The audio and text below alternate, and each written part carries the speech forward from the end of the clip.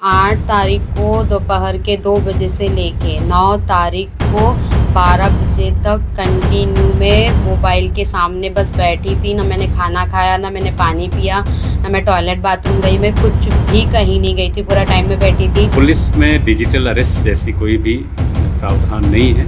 यह बिल्कुल ही एक पूरी प्रक्रिया है जिसको ऑनलाइन प्लेटफॉर्म से जगह जगह किया जा रहा है।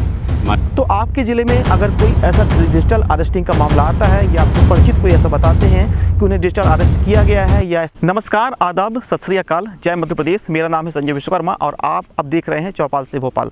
आज हम बात करने जा रहे हैं एक अनोखे अरेस्टिंग प्रोग्राम की जिसे डिजिटल अरेस्ट कहा जाता है। सोशल मीडिया में आपने इस शब्द को ज़रूर सुना होगा। आज हम इसमें विस्तार से चर्चा करेंगे और बात करेंगे कि कैसे आज मध्य प्रदेश के खंडवा ज़िले में एक महिला को, जो कि एक पेशे से नर्सिंग स्टाफ है, उसे 21 घंटे तक उसके कमरे में ही डिजिटल अरेस्ट करके रखा गया। उस दौरान ना तो उसके कमरे में कोई दूसरा शख्स मौजूद था, लेकिन जो मौजूद था वो सिर्फ वीडियो कैमरे में मौजूद था। मोबाइल कैमरे के माध्यम से, वीडियो कॉल के माध्यम से वह उससे बात कर रहा था। दोस्तों, मैं आपको एक चीज़ बता दूं कि डिजिटल अरेस्ट एक ऐसा प्रकरण है जिसमें आपके पास फ़ोन आता है, उस फ़ोन में कहा जाता है कि आप अब इस अपराध में फंस चुके हैं और आपके बचने की कोई उम्मीद नहीं बची हुई है, जिसके माध्यम से आपको फिर पैसे की ठगी की जाती है।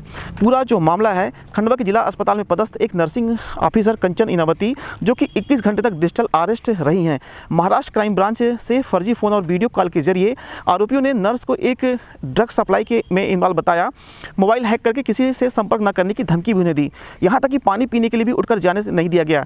वह अपने घर में शुक्रवार की दोपहर 2 बजे से शनिवार की सुबह 11 बजे तक अपने मोबाइल के सामने यूं ही बैठी रही। आया था, उन्होंने कहा कि आपके नाम से किसी राजेश गोयल को इलीगल सामान सप्लाई किया जा रहा था, जो कि हम उसको जब्त करवा रहे, मतलब पुलिस वालों ने जब्त कर लिए हैं और उसमें आपके आधार कार्ड का यूज़ किया गया है। वो बाकायदा प्रॉपर जो आधार कार्ड में एड्रेस होता है वो एड्रेस के साथ में मतलब मुझे बता रहे थे, जिसमें आपका ये एड्रेस उसमें डला हुआ है, जो कि मेरे घर का एड्रेस है। और उसके बाद उन लोगों ने कहा कि मुझसे वो जो उन्होंने अपना नाम ऐना बताया था, वो मैडम ने, जो कि CDL कोरियर सर्विस से बात कर रही। फिर बोले हो सकता है किसी ने आधार कार्ड का मिसयूज़ करके वो जो इलीगल सामान है, जिसमें RDX 150 ग्राम, RDNA और 6 लैपटॉप, 4 आधार कार्ड और 6 लैपटॉप, 4 आधार कार्ड और उसके साथ में मतलब पासपोर्ट भी थे। तो बोले जो राजेश गोयल के नाम पे जा रहे थे, जो कि पुलिस वालों ने उसको रख लिया था। और उसके बाद में बोला कि आपका अगर आधार कार्ड का मिसयूज़ हुआ है, मैंने बोला कि मेरा ओरिजिनल आधार कार्ड जब मेरे पास है तो उसको कोई कैसे मिसयूज़ कर सकता है। अगर आप आ सकते हो तो हम मुंबई महाराष्ट्र पुलिस से बात कर रहे हैं, आप अपना ऑनलाइन स्टेटमेंट 1 घंटे में आकर दीजिए। तो मैंने बोला कि मैं 1 घंटे में मुंबई नहीं आ सकती हूँ। तो बोले ठीक है, आपको ऑनलाइन स्टेटमेंट देना पड़ेगा। ऑनलाइन स्टेटमेंट देने के लिए मैं रेडी हुई। तो फिर उसके बाद जब वो ऑनलाइन स्टेटमेंट उन्होंने मुझसे मांगा, तो बाकायदा जो मेरे से बात कर रहे थे, जैसे कि एक थाने, जिस तरीके से पूरा थाना दिखाई देता है, वो पूरा थाना जैसा दिख रहा था। हर जगह लोगो लगे हुए थे और जैसी यूनिफॉर्म होती है, उन लोगों ने बाकायदा सारी पुलिस वालों की तरह यूनिफॉर्म पहनी हुई थी।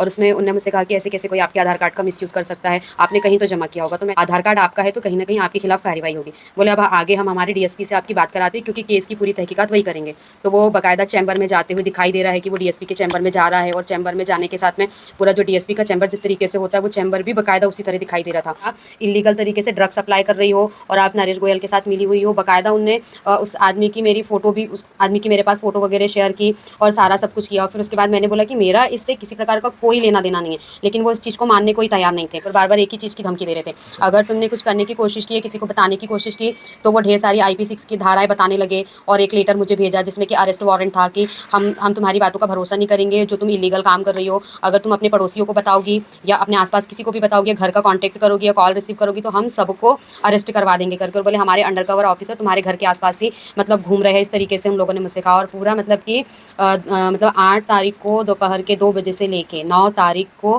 12 बजे तक कंटिन्यू में मोबाइल के सामने बस बैठी थी। ना मैंने खाना खाया, ना मैंने पानी पिया, ना मैं टॉयलेट बाथरूम गई, मैं कुछ भी कहीं नहीं गई थी, पूरा टाइम में बैठी थी। भाई ने मुझे मैसेज किया, तो मैं उसको, जो उनने मेरे को अरेस्ट वारंट और जो स्क्रीनशॉट मैंने ली थी, मैंने उसको भेजने की भी कोशिश की, लेकिन किसी को कुछ शेयर भी नहीं हो रहा था। और जो लोग मुझे कॉल कर रहे थे, उनके कॉल भी मैं रिसीव नहीं कर पा रही थी। तो आपका मोबाइल भी हैक कर दिया? हाँ, मतलब कि उस दौरान ना आप किसी को कॉल कर पा रहे, ना मैसेज कर पा रहे। अगर किसी का, क्योंकि मैंने सोचा कि मैं अपनी दीदी को ही मैसेज कर देती हूँ ताकि वो किसी को जानकारी दे दे, लेकिन किसी को मैसेज भी नहीं सेंड हो रहे थे कि मैं मैसेज कर पाऊँ किसी को। SP ऑफिस में हमने सर को भी जानकारी दी और साइबर सेल में मतलब गायत्री सोनी मैम है, उनके पास भी पूरी जानकारी हमने दी थी और वहाँ पे हमने कंप्लेन भी करवाया है। इस मामले में खंडवा SP IPS मनोज कुमार राय ने उन्हें समझाते हुए कहा और जिले वासियों को अपील करते हुए कहा है कि डिजिटल अरेस्ट नाम का ऐसा कोई भी शब्द पुलिस की प्रक्रिया में नहीं है। यह एक फर्जी करने का सिस्टम है, फर्जीवाड़ा का सिस्टम है, जिसके माध्यम से आर्थिक ठगी की जाती है। उनके द्वारा एडवाइजरी भी जारी की गई है। तो आपके ज़िले में अगर कोई ऐसा डिजिटल अरेस्टिंग का मामला आता है या आपके परिचित कोई ऐसा बताते हैं कि उन्हें डिजिटल अरेस्ट किया गया है या ऐसा कोई फर्जी कॉल आता है जिसके माध्यम से पैसे की मांग की जाती है या कहा जाता है कि आपका घर का कोई बालक, आपके घर का कोई सदस्य कहीं किसी मामले में फंस गया है, तो उनकी बातों में आकर के वीडियो कॉल में उनके साथ ना बने रहें, बल्कि अपने उस परिजन से भी बात करें और नज़दीकी पुलिस थाने में ज़रूर संपर्क करें।